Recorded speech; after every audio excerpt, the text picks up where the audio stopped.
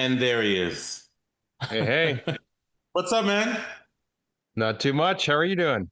Good. I'm doing fantastic. I appreciate you working with me on the schedule shift when I was overseas.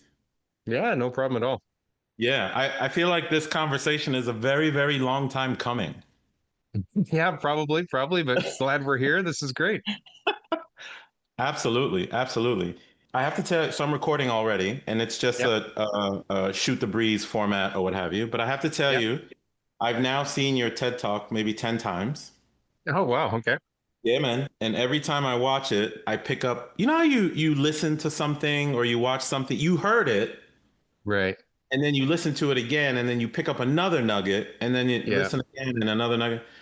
Like I picked up all these nuggets from this 11-minute thing that either validated my journey or helped me put some clarity about why I was having the thoughts that I was having on my, let's say, Right. early a coma journey, if that makes sense. Gotcha. Yep. Makes perfect sense. Yeah. Yeah, man. Yeah, man. So you and I are definitely not in life a coma by any means. And the folks who listen to the Try Life On podcast, they are, just for background, they're me and you. They are the guy or the woman who is in corporate or in Canadian federal government or US federal government. They think they're doing all the right things. They're checking all the boxes that they were taught in middle school, high school, Yeah. and college to get to quote unquote success, whatever that is, but they're defaulting to somebody else's version of success. And there is something that is eating them a little bit that they find a post on LinkedIn like Dennis's or like Maurice's, and they start to explore and they start to recognize that there may be other ways of doing things, but they're stuck in Yeah. programming, not understanding serendipity and happy accidents. So I'll leave it there, and maybe you Okay. can talk about what that means to you and introduce yourself a little bit. And there will have been a formal brief about who you are before the interview, so don't worry about the heavy stuff. Sure. Yeah. I mean, I, I think that's how most people go through life because that's kind of what we're taught from an early age right on. And I think that's, the education system is kind of set up that way. And probably because it speaks to our inner want, I would say, for safety and comfort. Well, this is the safe path. This is the comfortable path. If everything goes according to plan and if everything falls in line and you don't get laid off Yeah. and everything, then hey, it's safe and comfortable.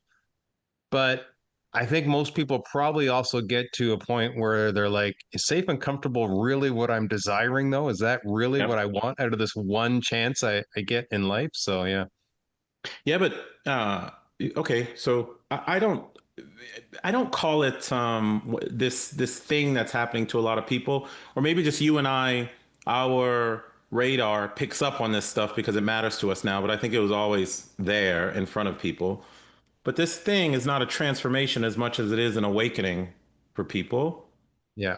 But it's hard Yeah. for them to find it. It's hard for them to even realize that they are in a rhythm that they never designed in the first place. It was Yeah. just dictated. So how do people find their own self-awareness, or how do people like who have an idea start to break out?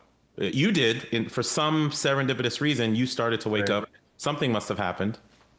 Yeah, unfortunately, I think for a lot of people, it does require some sort of sudden shakeup. Like in my case, that was a layoff. I just A didn't layoff. decide one day, right? I was laid off, and then that was my awakening, or at least allowed me to start explore that path. And I think for too many people, it requires something similar, usually something tragic or bad. A An family member event of dies, some and you're sort. like, yeah, something happens. I'm assuming there are people where it doesn't take that, where maybe they just kind of wake up one day and they're like, man, I am just in a rut and I'm just following somebody else's script and this is not what I wanted for my life. And maybe they're able to pull themselves out of that on their Yeah, own. But I think for most people, it takes some sort of wake up call. I think it does too. But for some people, it can be gradual. For me, it was instinctive. I kind of knew something was up when I started working, and I'm like, I don't understand why we have to sit in this building for the rest of life. This doesn't seem Yeah. right, or what have you. But there's a role that you talked about in your TED Talk, which I will link people to in the show notes. I think it's awesome. You talked quite a bit about serendipity and happy accidents. What does that Yeah. mean, and how can people equate that to their own journey? What are they looking for, or at least should pay attention to? Yeah. I think it kind of goes back to this whole idea of, well, I need a plan, I need a script to follow, right? So Yep. we're told, follow this one. This is the safe and comfortable one. Great. I now have a blueprint. You get your job, you get your education, you buy a house, you get married, you do all the things. All the Great. I things. know the steps. Even if somebody goes through this awakening or this wake up call, they're still in their mind looking for, great, what's the new script? What are the new Hmm. steps that I follow? And I think that is where people need to realize that is the root of the problem. There is no one set script. There is no Right. one set blueprint, or else everybody would just be following it, right? It's a matter of most of the amazing stories you hear, you see people tell, or you watch in movies, it's unexpected things. The Yeah. underdog unexpectedly Yeah. wins. Yeah. Somebody Yeah. unexpectedly gets this amazing opportunity. That's how amazingness happens. Now, the good news is you can help influence that, right? You can't Mm, control it, but you can open yourself up to way more opportunities. You don't know mm. what they are, you don't know what they're going to be or when they're going to land in your lap, but you can open up your luck surface area, as I like to call it, I by like just, that. Yeah. Luck yeah, surface area. Yep. yeah. Yeah. Get out there and do more things outside your comfort zone is basically the only script, whatever that is. What's your comfort zone? Do more of the stuff on the fringe of that. Meet more people, try new things, build new skills, have new experiences. And unexpectedly, some opportunities are going to come your way. When you do that, that's what really leads to more happiness, more success, more great stories in your life. There is no one set script to follow to get there. No, yeah, man. And kind of in my own coaching practice, but forget coaching, like just in my own life, I express to people that it's very important when an opportunity comes to start saying yes more.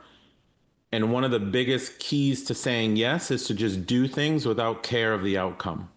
Yeah. To your point, so our philosophies mesh if we suggest what the outcome's going to be. I have, if I do this business, it must result in this amount of revenue. This is how big my footprint is going to be on this street. I'm going to have Yeah. all these customers come, et cetera, et cetera. What you're effectively doing, you are closing, as you say, your luck surface area because you're not even allowing yourself to see any other possibility that might present itself. And there may be some tangent that is sitting right there in the form of a meeting or something like that, in the form Yeah. of you have a customer who comes in every day who's actually an equity investor and could maybe do something for you, but you're not even paying attention to what the person is saying. I call that shutting down versions of reality because you're just so consumed with what you think the outcome is going to be. Yeah. I think for all those things, I've kind of, well, for all the stuff on my own journey that most of my listeners know, I didn't really care. In reflection, I didn't really understand what was happening at the time, but in reflection, I didn't really care what the outcome was going to be. I was just like, well, I think I'm going to go be in the military now and be a federal agent. I'll just do that and I'll just see what Yeah. comes of it. Or Yeah. even this interview, right? Like I reached out to you and I was like, man, let me talk to Dennis because now I'm aware of his TED Talk, his books, and let's just see where it goes. People are Yeah. shutting down that surface area stuff. How are you helping them kind of? And I know you consult and help people. Is it a matter of rewiring people, getting them to be aware of, to not think of the outcome? That's a big part of it. I think we've been programmed to, okay, is this going to lead to money or status?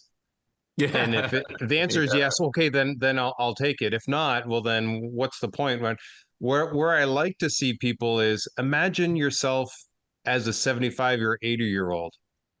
What would be some of the most amazing, cool stories that you'd like to be able to tell about your life, Um, regardless of money or status? Right? What I did this, I tried that, I met with these mm, people. Man, I was involved in this. Like, what are some cool stories you'd like to be able to tell? And I mean, I've had so many conversations with people who've led interesting lives that they're not rich, they're not famous, they don't know, nobody knows them by name, but man, they've led really cool, interesting lives and Yep. they're happy, Yep. You're they're one of them. content. Yeah. Yeah. So picture yourself there. I mean, I'm at the point right now where I can do a lot of different things just because I've, set my life up this way. So I got a friend of mine who has a graphics company where he installs vinyl graphics in different situations. Like, oh, Yeah. I've never done that before. You need help? I'd like to tag along Yeah, one I'd time like and to just see what try that's just to like. see where it Yeah, goes. Yeah. just to Yeah. say, hey, I did that once. I helped do that, or that's a cool story. So I'm looking for more of those opportunities right now. Doesn't bring me any status, it doesn't bring a ton of money. Those are amazing experiences that I'm having, hanging out with people, doing cool stuff. And some of them have actually created some pretty neat serendipitous situations where other cool things did come from it, but that wasn't my main driver in the first place. So, Yeah. I think people should open their aperture. The challenge with opening the mental aperture is you have voices of peers, neighbors, coworkers, family around you telling you what success looks like. So you just kind of buy yeah, into that rhythm of life where this is where I think now I'm about to be 50 this year, happily. I am not going through a midlife crisis because I'm aware I'm aware of life. But I actually think that is part of the whole midlife crisis thing is you've just been going down this trajectory that you've never consciously selected yeah, and you wake up to it and you all of a sudden feel this thing. Tell me a little bit about the idea of being an accidental solopreneur, because I think so many should go down that rabbit hole for the right reasons. yeah. But tell me a little bit about that. Yeah. Well, like you, I was starting to have this awakening on my own in the beginning, right? I would Yeah. say late 30s. I was like, okay, is this it really? Is this all there is to life? Like, I'm following the script. So on the outside, that looks like success. You're doing it right. But very empty inside, like, man, I haven't done anything I'm super proud of other than, Yep. being a husband and a parent. Those are extremely important things to me. But am I using the gifts that God gave me? Am I creating cool stories? Am I not really? I Mm, mean, so I was kind of in that spot. It wasn't until I was laid off at 43, though, that I had the catalyst to do something about it. Now, even still, I didn't just jump right in and go, great, here's my opportunity. I was so still kind of programmed to follow the script that was my first instinct. I got to jump right back in, get another job, get get another right job back again. right. Yeah. It was Yeah. actually my wife that said to me, Dennis, you've been talking the last few years about wouldn't it be nice if, and man, I haven't done that before. And you've talked a bit about doing your own thing, maybe being a business consultant. Maybe now's the time to try. Mm, And part of me was excited. Yeah. Part of me was still one foot in the script, but what yeah. if? Yeah. Right. And she said, no, listen, look, I want you to do it. I want you to give it a full year. And if at the end of the year you're like, this isn't for me, this isn't working, I'm not successful, I'm no problem. You can Mm, jump back in, find another corporate job, and you won't have any regrets because you tried it for a full year.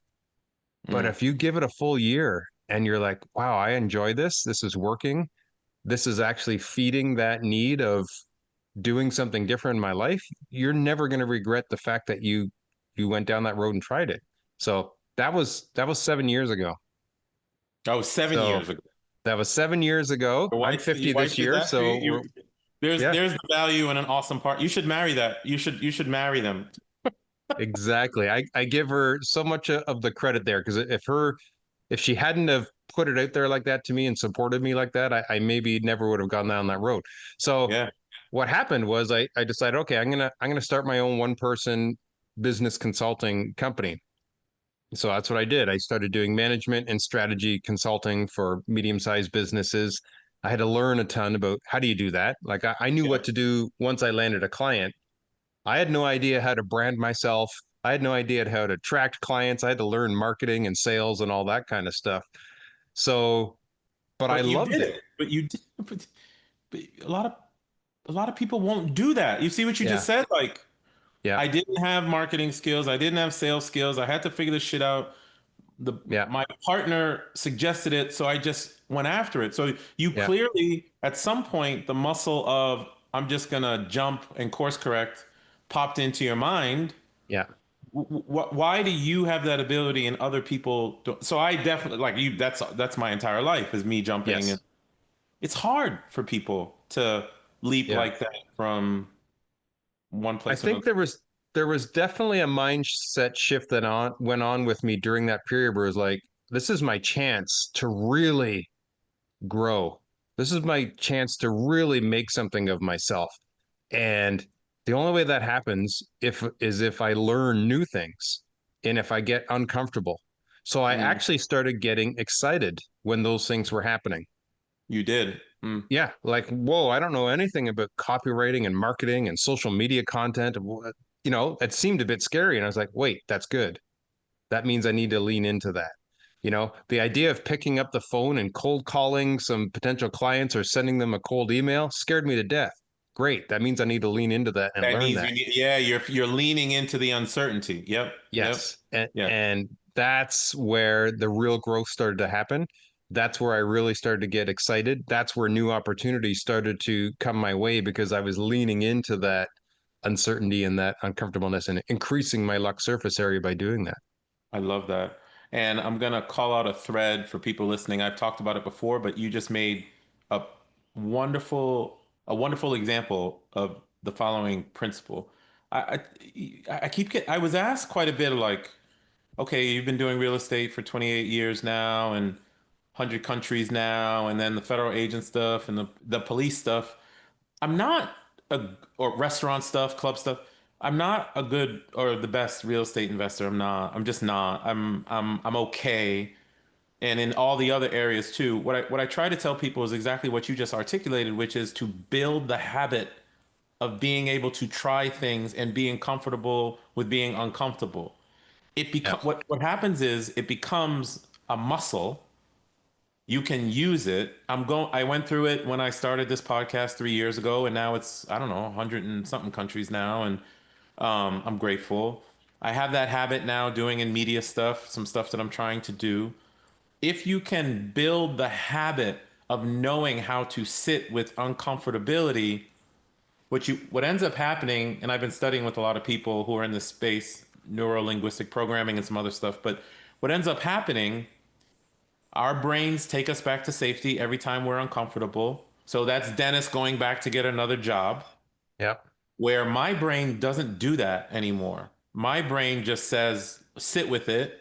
Okay, now let's go and keep going. So it's building the habit of understanding how to deal with Yeah. uncomfortability. Yeah. Yeah, and for some people, maybe they just can't let go of that idea of safety and comfort. I got bills to pay. I got a family that relies on me. I understand that, depending on your situation, it could be so scary or so uncomfortable. Some people just can't do it. Luckily for me, I had a very supportive wife who was like, "No, I want you to do it." I Luckily like, for me, I had kind of reached that point in my mind already where it was like, I think I need to do this. yeah, So everything just kind of worked out. And just new opportunity after opportunity just kept presenting itself and I kept going, yeah, I think I'm going to do that. Like love I, it. I remember once I got my business consulting practice to a certain level, it was like, okay, I've kind of grown it to here.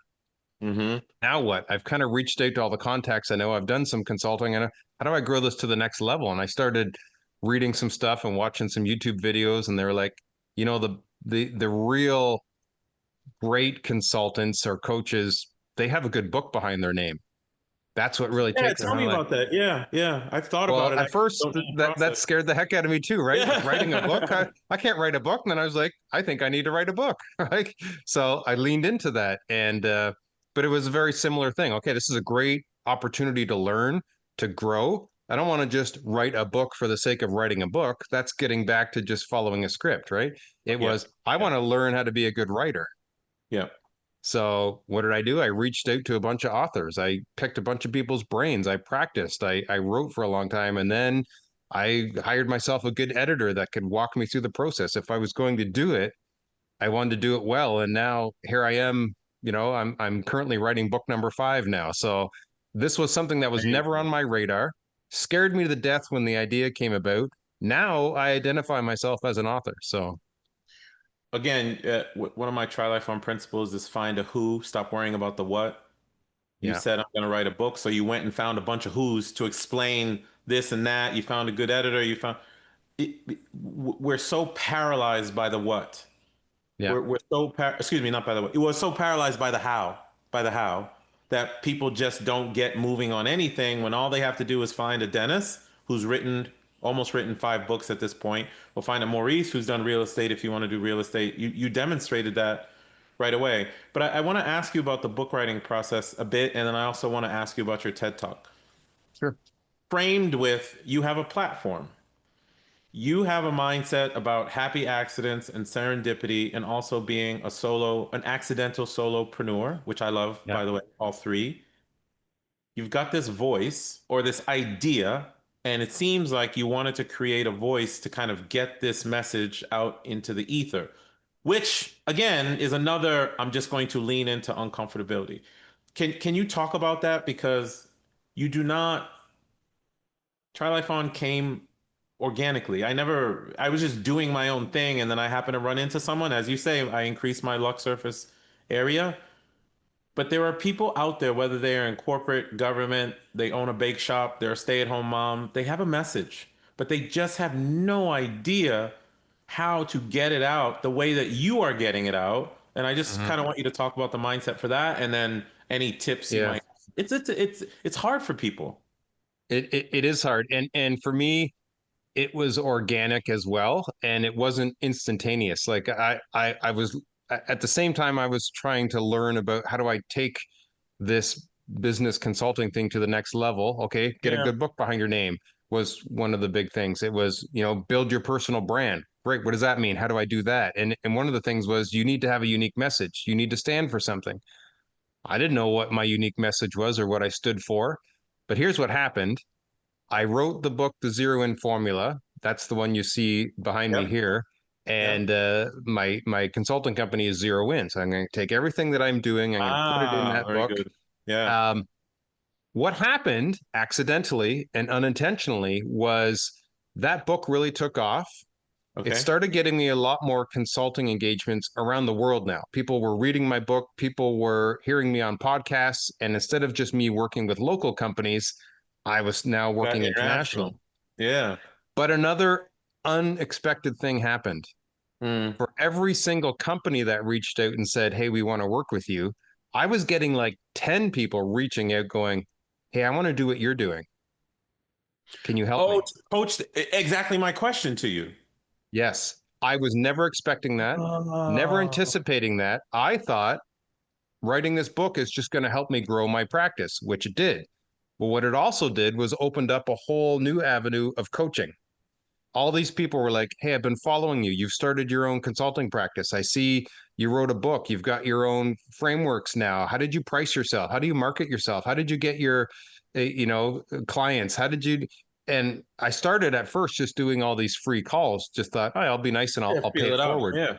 Yeah. But then I was doing so many of these calls, I had written all these notes down, and I kind of created this new 6-step framework for here's kind of what I did to set myself up as this solopreneur business consultant. Then I went, wait a minute, there's That's a another book. business. There's another And book. another book. There's a whole And another coaching book. practice. So that's when I sat down and said, okay, now I'm going to write another book. I'm going to write the Accidental Solopreneur. Only this time, I'm going to Wait, challenge myself. what was the second book? What was the second book? You did the So zero formula. I actually wrote 2 books before the Zero In Formula, and that was just me kind of practicing. Okay, what's it like to write? What's it like to publish on Amazon? I didn't get any help with those ones. I just wanted to go through the process. They were small books, like 80 to 100 pages.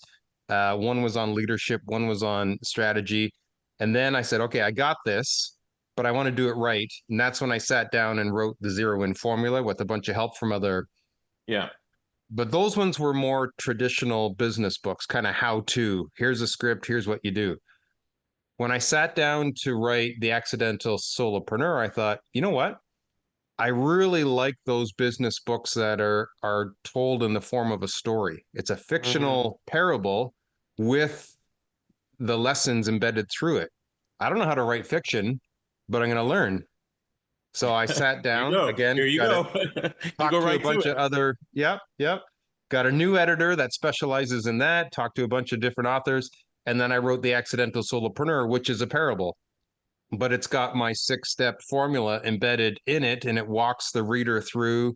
And then I started, hey, I'm available for coaching calls. All these people started reading my book, started booking me for coaching calls. And now I've got this business consulting practice where I'm working with companies on leadership and strategy, but I'm also got this coaching practice where I'm helping people get their own one person consulting business up and running. So this was all unintentional. That's why it's The Accidental Solopreneur. You are such a good lesson for so many people, and I'm listening to now. Now I got really got to pick up the book because if you feel like I feel like I have a mission, I do. Like I don't the stuff that I do with Try Life On and coaching and stuff is not because I get paid and I'm okay with that. But a majority of what I do is just because I don't want people to take 17. So my core, let's say, freedom journey took 17 years.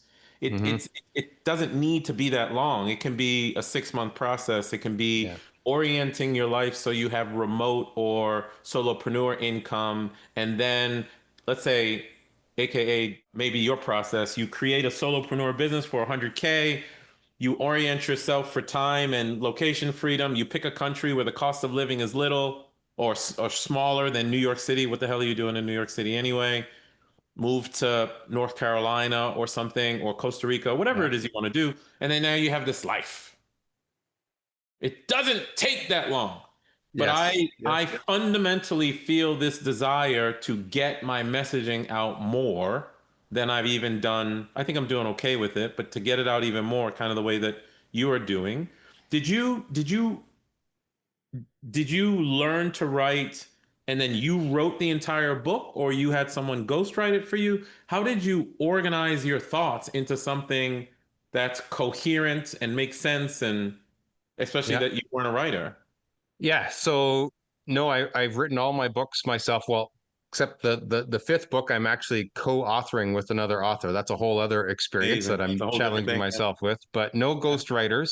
Editors have been very helpful. We're like, you should probably change this. You should update that. Word this differently, so on. But the writing is all mine. When it comes to how do you organize the book, Yeah. that is the biggest thing. So it's I got to take a step back and say, Yeah. if I'm the reader, what is it I want the reader to really take away from this? So it's kind of like starting a business. Who is your ideal reader? What is the benefit of them buying your product? In this case, reading your book. What actions do you want them to take after reading your book? And now how am I going to get them there? What's the framework? What's the structure? What's going to happen in order to lead them from A to B? So and then you kind of fill in the framework as you go. Now, fiction's a bit different because you're also having to create a story with characters and create tension and plot and all that kind of stuff. So that was a real fun learning process on how to do that properly. But Mm, and then it's just a matter of practicing and finding your voice, finding, your style and I then love getting it. comfortable in it. Yeah. Or finding a coach like Dennis to help you figure it all out. There you go. I don't Well, reinvent the but wheel. funny enough, after that book came out, now that was book number 4 for me. I had a ton of people going, "Man, I see you're really killing it with these books." Help me with They books. they started asking me questions. How do you write a book? How do you publish a book? How do you market a book? Hey, there's That's a whole another new business. course. So That's another business. Yeah. I created the author's playbook online course where I just share, Oh here's my God. everything I've learned about writing. How do you write a book and structure a book? How do you find a good editor? What are the different types of editing? How do you publish? How do you market? Like all the stuff I'd learned, I had said, okay, I'd got enough people picking my brain about this. There's another course that I can create and sell for passive income on the side, and people are going to learn in 90 minutes what took me a couple years to learn, right? So, Amazing. Just to summarize, we talked through kind of serendipity, happy accidents, accidental solopreneur, kind of how that thought process came to be. I kind of steered you into, but then what did you do with that message? And you created these right. books, you have your businesses, you have your platform to get the stuff out there. Now you're actually coaching people and pulling together their own solopreneur thought process, or even putting together books, et cetera, et cetera. I Yeah. want to pause there real quick and just tell people this is what I've meant the entire time I've been doing this podcast, which is LinkedIn and other platforms or just your world in general. There's, I think on LinkedIn, there's 900 million people or a billion people or something like that now. And all you need to create a life you don't need a vacation from is to have a passionate message, find the 100 people that it resonates with, service them, under promise, over deliver, or whatever you want to call it, help people improve their life. And as a result, as a consequence, money will follow. The more you help people, the more money follows. And I think what social media does and what all the stuff you were talking about does, checking the boxes, tells you that you got to be this ultra rich millionaire thing to be happy. And it's a bunch of bullshit. And I want to say it with Hmm. emphasis, it's a bunch of bullshit. Because one of my mentors is well worth into the nine figures, above $100 million, and he's miserable. He is absolutely miserable because what he Yeah. does to make his money is not something he's even passionate about. But here you Yeah. are, another great example of creating your own dynamic. Dennis, just gee whiz for me, the TED Talk. I gotta Yeah. know, Yeah. how did the TED Talk come to be? Yeah. How did you go from Yeah. mindset topic to a TED Talk? Sure. So I'll back up a little bit, and Yeah, I'll tag on to the end of your last question about yeah, this message of mine. So yeah. I didn't know what my personal brand was. I didn't know what my message was, but all these things kind of kept accidentally falling in my lap, and I kept going with it. It was a beta reader of my book, The Accidental Solopreneur. I hadn't named it yet. So one of the questions I was asking my beta readers was, what would be a great name for this book? And I was not even thinking along the lines of serendipity, Mm, accidental. These things were happening to me, but I wasn't picking up on it. But it also played out all through the book that because it was kind of a story that's very similar to mine, what was happening with the main character. yeah. Anyway, a beta reader said, I think a great name for this book would be The Accidental Solopreneur. I went, oh, Ah, I never thought of that. And I picked up the phone. I was talking with him. I'm like, oh, tell me more. Why do you think that? And he's like, well, it's all through the book. There's serendipitous things happening, and he does this, and then this unexpectedly happens, and he goes for it. I'm like, yeah, and that's me. Like that's my story. ah. But like, wow, that's amazing. I'm going to call the book that, and I'm going to call myself that, and then I'm going to double down on that whole topic of serendipity and chance and accidental unexpected things laying in your lap. That Mm, is my brand now. And it's funny that it happened accidentally, right? It wasn't even my plan to have that happen. It was a suggestion from a beta reader. love it. You increase your luck surface area by listening. I love There you it. go. I love it. It all ties I in. know. Ties in. So Yeah. then fast forward the talk. Well, I've done so many different consulting engagements, coaching engagements. I've done workshops. What I Yeah. enjoy the most is when people just bring me in to share some wisdom. I love I being a love it. guest on I a love it. podcast. I Yeah. love being a keynote speaker at an event. I love being brought in to talk to a group of entrepreneurs. And I thought, well, there's something I haven't really doubled down on and gone all in on is like being a speaker. Mm. I wasn't an author until I wrote a bunch of books. Now I consider myself an author. Well, I want to consider myself a speaker as well. Well, what's the best way to do that? Let's TED get a Talk. TED Talk out there. Yeah. So I applied. I had no idea what the process was like. You have to apply. There's cities all around the world that host TED Talk events all the time. So find a city near you that's hosting a TED Talk in the next year. Find out how you apply. So I did that. I had to submit my unique idea because that's what TED is all about. What's a new idea you want to get into the world? And have a 2 minute video of you explaining your idea. And then Oh. in my case, I think it was like a 9 month wait between when they started accepting applications and when they chose people. Uh-huh. And from what I heard, there was about 300 or 400 people that applied to speak at the event that I was Oh, sure. eventually chosen for, and there was 12 of us chosen. So I was like, wow, there you go. 12 out of 300 or 400 people got chosen for this. I'm one of them. Great. That's a sign. I'm going to double down on this. So then I started talking to all kinds of speakers and speaker coaches. I hired some coaches. I learned everything I could about how to deliver and write a good TED Talk. And that was about a 4 month process between the time I was chosen and between the time I delivered the talk. So that was my chance to really Amazing. learn and become as good a speaker as I could. So did you, for the 2 minute intro, just as we wrap up, the 2 minute intro, not intro, the 2 minute video you did for your application, Yep. did you do that in the form of a talk, or was it just you speaking to the camera kind of thing? Yeah, no, they just want you to informally just sit down in front of your phone or camera just like this and kind of explain your idea in 2 minutes. Love And it. then they pick the best ideas. So, Yeah, so I'm asking, obviously I'm asking for myself too, because I have asked for, I'm going to push myself if I truly want to serve community. mm-hmm. I think, as military first, and it was the police officer thing. Now it's the Try Life On thing. Now I see that I'm fundamentally helping people change their lives. So I feel a responsibility now. Mm, So I should do something. But I, yeah, I asked you the question on purpose because these kinds of things are on the minds of people everywhere, especially the ones who listen to this podcast. I want to start a restaurant, but I'm nervous. I want to start real estate, but I'm nervous. I want to do a TED Talk, but I'm nervous. I don't know what to do. You mm, literally just broke down the process of it's not that difficult.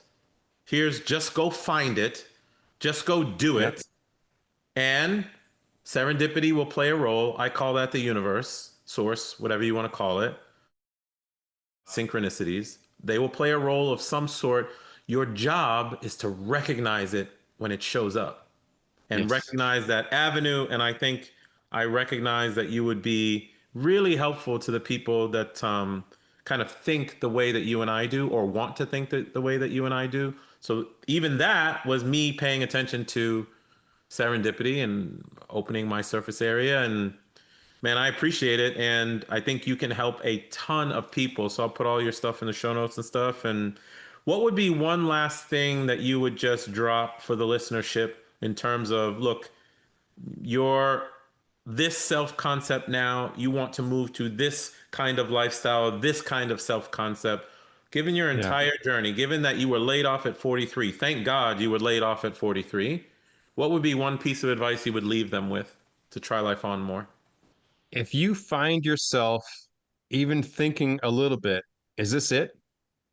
Is this really how my life is going to continue to play out? That tells me there's something there. At that point, you need to take the bull by the horns, right? You Absolutely. need to grab it and go. If there's that inkling there, imagine how that inkling's going to feel 20 years from now if you don't do anything on it. Like, Oof, soon as that inkling gonna hits, hurt. that's your chance, right? That's So, it. yeah, solve for future regret. Just picture yourself 20, 25 years down the road and go, man, if I don't do this, how is future me going to feel about it? How's future me gonna feel about it? Hence, everything that I've done, that's how I feel about it. I didn't want the regret. I You don't think got I it. have many of Love it. them. Love And it. this is definitely not a regret, dude. I'm so honored that you would come, and I'm glad I reached out to you, man. And thank you. Where are you in Canada, by the way? I'm just north of Toronto, like an hour and a half north of Oh, you're Toronto, on the East Ontario. So, Coast. You're on the yeah, East Coast. Okay, cool, cool. I'm down in the DC area today. But Dennis, I really appreciate you coming on the podcast, brother. If there's something I can do for you, you let me know, and I'll be reaching out to you for the other stuff because I have a feeling that you can guide me on some things. awesome. Thanks, Maurice. Thanks for having Yeah, me on. What a great conversation. my pleasure. My pleasure. Hey guys, this is Maurice, host of the Try Life On podcast, and thank you for listening to another episode. I hope you are finding it useful in helping you design your own lifestyle that you don't need a vacation from. If that's the case, please consider dropping a review for me, whether in Apple, iTunes, or in Spotify. Drop a review, put some stars on it, give me some feedback on how I can make the podcast better, what information you are looking for. I am doing my best to get information to you on the Try Life On principles, the 5 freedoms, how to build lifestyle, travel hacking, all of it. And I want to do it for you. So please do a review for me. And until next time, my name is Maurice Philogene, and this is the Try Life On podcast. Peace.